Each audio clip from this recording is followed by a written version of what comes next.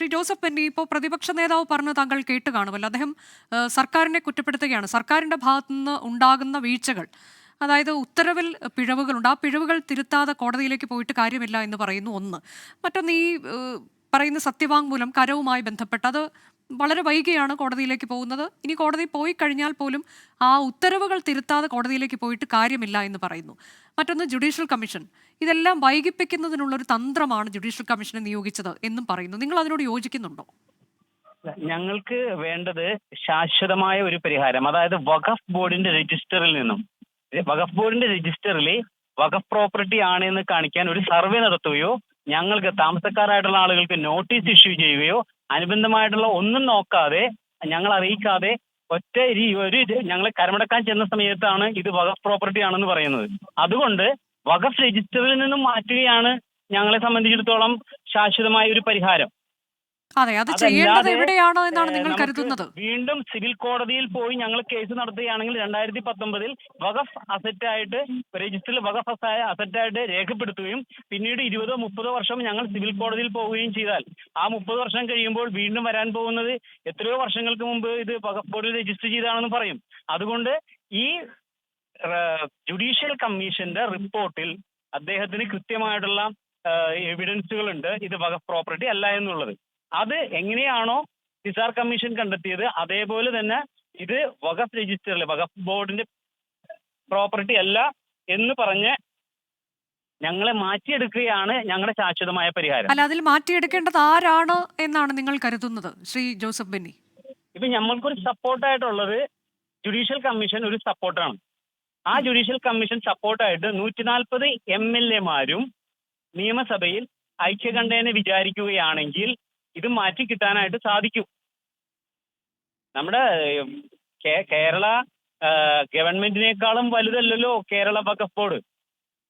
നമ്മൾ എങ്ങനെയൊക്കെ എന്തെല്ലാം പറഞ്ഞാലും, കാരണം 1975 ഹൈക്കോടതി ഡിവിഷൻ ബെഞ്ചിന്റെ ഉത്തരവിൽ വഖഫ് എന്ന ഒരു വാക്ക് പോലും രേഖപ്പെടുത്തിയിട്ടില്ല.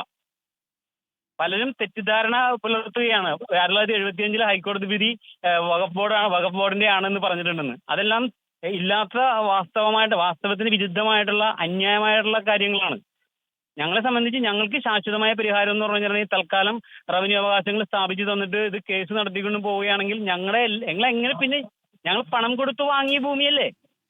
അതെ, ഇപ്പോ ഈ കരമടയ്ക്കാമെന്നിപ്പോ ഇന്നിപ്പോ സർക്കാരിന്റെ ഭാഗത്തുനിന്ന് കരമടയ്ക്കാമെന്നുള്ള തീരുമാനം അത് കോടതിയെ അറിയിക്കാൻ പോകുന്നു. ക്രിസ്മസിന് ശേഷം അത് കോടതിയെ അറിയിക്കും, സത്യവാങ്മൂലം സമർപ്പിക്കുമെന്ന് പറയുമ്പോൾ നിങ്ങൾ എന്താണ് ആ ഒരു കാര്യത്തിൽ അതുകൊണ്ട് പ്രയോജനമില്ല എന്ന് നിങ്ങൾ പറയുന്നത്? ഒരു പ്രയോജനവുമില്ല. ഞങ്ങൾ ഗവൺമെന്റ് കരമടക്കാൻ അനുവാദം തന്നപ്പോൾ ഞങ്ങൾക്ക് റവന്യൂ അവകാശങ്ങൾ മുഴുവൻ സ്ഥാപിച്ചു തന്നതാണ് ഹൈക്കോടതി സിംഗിൾ ബെഞ്ച്. അത് സ്ഥാപിച്ചു തന്നതിന് ശേഷം എങ്ങനെയാണ് പോകുന്നതെന്ന് പറഞ്ഞിട്ടുണ്ടെങ്കിൽ വഖഫ് ബോർഡ് സത്യവാങ്മൂലം കൊടുക്കുകയാണ് ചെയ്തത് ഇത് വഖഫ് പ്രോപ്പർട്ടി ആണെന്ന് പറഞ്ഞിട്ട്. അത് എന്തിന്റെ അടിസ്ഥാനത്തിൽ? വഖഫ് സംരക്ഷണ സമിതി അല്ലേ? അല്ലല്ല, വഖഫ് ബോർഡ് കൊടുത്തു അഫിഡാവിറ്റ്. അതോടൊപ്പം തന്നെ വഖഫ് ബോർഡ് കൊടുത്തു, അതിന് ഞങ്ങളുടെ അടുത്ത് ഡോക്യുമെന്റ് ഉണ്ട്. അതോടൊപ്പം തന്നെ വഖഫ് ബോർഡ് അഫിഡാവിറ്റ് കൊടുക്കുകയും പബ്ലിക് പ്രോസിക്യൂട്ടർ ഗവൺമെന്റിന്റെ ഭാഗത്തു നിന്നും പറഞ്ഞത് വഖഫ് പ്രോപ്പർട്ടിക്ക് കരമടക്കാനാണ് ഞങ്ങൾക്ക് അന്ന് അനുവാദം തന്നിരുന്നത്. അതും ഞങ്ങൾക്ക് എന്തായി ഒരു വിനയായി തീരുകയാണ് ചെയ്തത്. അപ്പൊ അത് ഞങ്ങൾക്ക് ഇപ്പൊ ഞങ്ങൾ ആ ഡോക്യുമെന്റ് വെച്ചെല്ലാം പരിശോധിക്കുമ്പോൾ ഇത് വഖഫ് പ്രോപ്പർട്ടി അല്ല. വഖഫ് പ്രോപ്പർട്ടികൾക്ക് കരമടക്കേണ്ട ആവശ്യമില്ല. വഖഫ് പ്രോപ്പർട്ടി ആണെങ്കിൽ വഖഫ് ബോർഡ് മ്യൂട്ടേഷൻ നടത്തണം. ഇത് പോക്കുവരവ് നടത്തിയിട്ടില്ല. പോക്കുവരവ് നടത്തിയിരിക്കുന്നത് ഞങ്ങളാണ്. ഇവിടുത്തെ താമസക്കാരായിട്ടുള്ള ആളുകൾ പോക്കുവരവ് ചെയ്ത ഒരു ഭൂമി എങ്ങനെ വഖഫ് ബോർഡിലേക്ക് വരില്ലല്ലോ. അതെ, പോക്കുവരവ് നടത്തണമല്ലോ, മ്യൂട്ടേഷൻ നടത്തല്ലേ. മ്യൂട്ടേഷൻ നടത്തിയാണ് ഞങ്ങളല്ലേ. പിന്നെ വഖഫ് ബോർഡ് മ്യൂട്ടേഷൻ നടത്താതെ എങ്ങനെ പറ്റും? നിങ്ങൾ വിശ്വസിക്കുന്ന ഇപ്പോഴും ഇതിൽ സർക്കാരിന് ഒരു റോൾ ഉണ്ട്, ഒരു സേ ഉണ്ട് എന്ന് തന്നെയാണല്ലേ? ശക്തമായ രീതിയിലുള്ള റോളുണ്ട്, ശക്തമായ രീതിയിലുള്ള. ഇപ്പൊ വഖഫ് മന്ത്രി പറഞ്ഞത്, ഞങ്ങളോട് പറഞ്ഞത് ഇത് വഖഫ് പ്രോപ്പർട്ടി ആണെന്നാണ് പറഞ്ഞത്. അത് എന്തിന്റെ അടിസ്ഥാനത്തിൽ? ഇത് വഖഫ് പ്രോപ്പർട്ടി അല്ല. എങ്ങനെ? 1975 ഹൈക്കോടതി ഡിവിഷൻ ബെഞ്ച് ആരും ചലഞ്ച് ചെയ്തിട്ടില്ല. അതിൽ വഖഫ് ബോർഡ് ഇവിടെ വേറൊരു കാര്യങ്ങളും കൂടി ഉണ്ട്.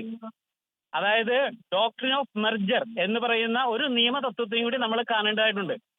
ഇവിടുത്തെ താമസക്കാരുടെ കൈവശമായിരുന്ന ഭൂമി ഫറൂഖ് കോളേജിന് ഒരിക്കലും കൈവശം വന്നിട്ടില്ല, സിദ്ദിഖ് സേട്ടുവിനും കൈവശം വന്നിട്ടില്ല എന്ന് പറഞ്ഞപ്പോ പറവൂർ സബ് കോടതി ഡോക്യുമെന്റ് പ്രകാരം പറവൂർ കോളേജിന്റെ എന്ന് പറഞ്ഞപ്പോൾ ഇത് വഖഫായി എന്നുള്ള വാക്കുള്ളത് കൊണ്ട് ഇത് വഖഫായി കൊടുത്തതല്ലേ എന്ന് പറവൂർ സബ് കോടതി 1971 വിധിച്ചു. 43-ാമത്തെ ഖണ്ഡികയിൽ അത് പറയുന്നുണ്ട്. പക്ഷേ അതിനും അപ്പീൽ കൊടുത്തപ്പോൾ, അപ്പീൽ സ്യൂട്ട് ഹൈക്കോടതി ഡിവിഷൻ ബെഞ്ചിൽ കൊടുത്തപ്പോൾ കൃത്യമായിട്ട് അതിൽ ഒരു വാക്ക് പോലും വഖഫ് എന്ന് പറഞ്ഞിട്ടില്ല. ഇത് ഫറൂഖ് കോളേജിന് ഗിഫ്റ്റ് കിട്ടിയ ഭൂമിയാണെന്ന് 6 പ്രാവശ്യം പറയുന്നുണ്ട്. അതിന്റെ അടിസ്ഥാനത്തിലാണ് ഞങ്ങൾ വില കൊടുത്ത് പണം കൊടുത്ത് പോക്കുവരവ് നടത്തി ഞങ്ങള് തണ്ടപ്പേര് പിടിച്ച് ബാങ്കിൽ നിന്ന് ലോൺ എടുത്ത് വിദ്യാഭ്യാസ ലോണുകളെല്ലാം എടുത്ത് ഞങ്ങൾ 33 വർഷമായിട്ട് പോകുന്നത്. അത് പിന്നെ എങ്ങനെയാണ് വഖഫ് ബോർഡിലെ ആണെന്നുള്ളത്? അപ്പൊ ഇപ്പൊ ഈ സർക്കാർ ഇങ്ങനെ ഒരു നിലപാട് സ്വീകരിച്ച് കോടതിയിലേക്ക് പോകുമ്പോൾ അത് ആശ്വാസകരമല്ല അല്ലേ?